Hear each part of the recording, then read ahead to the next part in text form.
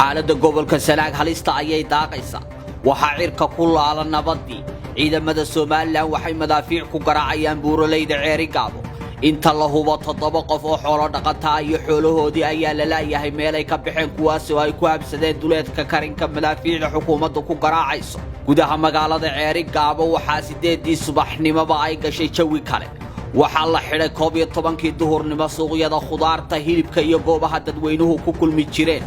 kaarayaal habeen hore magaalada lagu soo galiyay baabuurta isjiidka ayaa magaalada gudaha u soo galay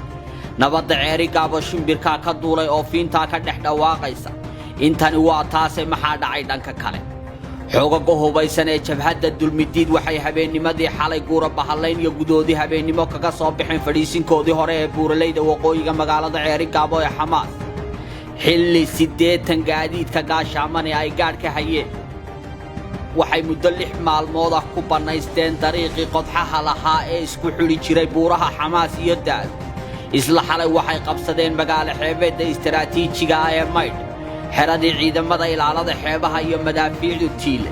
isla xalay weeyaan waxay gooyeen dariiqii hartiyimi ee Maydh ka soo gali jiray dhanka bariga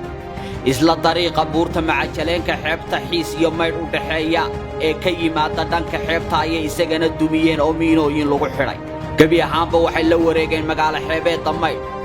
dabadeed maxaa dhacay xoogaga jabhaddu waxay kaloo fadhiisinkooda koowaad ka dhigteen duulada karinta oo Ceerigaabo dhanka xeebta kaga beegan una jirta 13 kiiloomitir oo kaliya halkani waa halka la isku mutay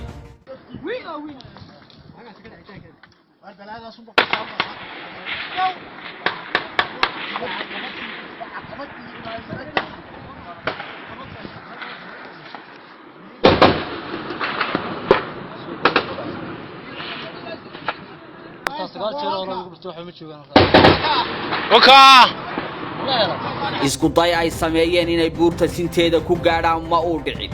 waxayna iska caabin adag kala kulmeen jabhadda iyo xoogaga hubaysan ee halkaasi fadhiisinka ka dhigtay gaadhigii abaanduulaha ciidamada Soomaaliland waxa laga tuuray laagaga 6 askari ayaa ciidamada kaga dhintay weerarkii hore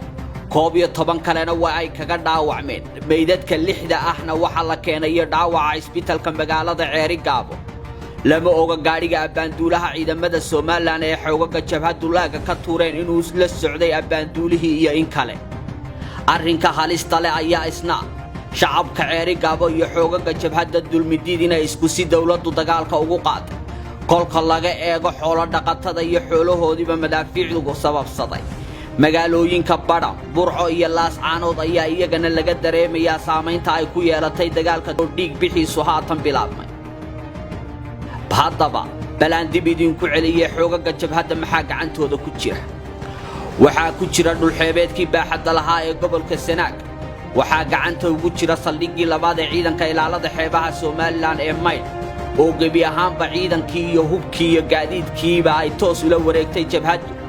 waxaa xidhan wadadii xeebta oo la dumiyay buurtii macajaleenka xiis iyo Maydh isku xidhaysay waxaa go'an dariiqii hartiyimi على كل حال أو كديجان مايد يحبيه سناك عيد فود مجلين كرتو طبعا ولاقي هالكطريق جلي جري ووضدي أوضن كاهي وهالبوله Ceerigaabo يحبها سناك سكحليه وجد كي مدوبة إيانا والله مقالان مانتا جبهد قعنت هذا يكوتشرتا وحقتك كوتشرا جرال العارة طلي ما مغليسا bal waxaad noo xaqiijisaa xaalkiina guud iyo bal wararka sheegaya in gacantiina ay ku jirto ama gacanta jabhadda dulmidiid ay ku jirto magaalo xeebeedda Maydh ilaa macajaleenka xiis wadada hartiyimi sidoo kale wadada istiraatiijiga iyo buuraleyda tabca bismillahir rahmanir rahim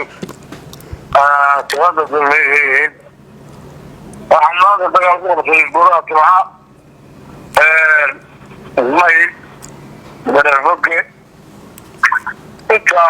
way فويدي أنا كاسو أهامي السياسي كاري جواب المحافظين ما أنت واحد عام في الشيء يدو الحيش يجمع الشهداء الله إلا الله سبحانه إلا الله waa tahay taliye waxaad noo xaqiijisay gacanta idinka ku haya wadada laga soo galo xeebta ee ka timaada Berbera ridda laga soo galo xiis ee macajaleenka ilaa iyo wadada Hartiimi iyo wadada Tabca saddexda wado gacantiina ay ku jirtaa ma leedahay الله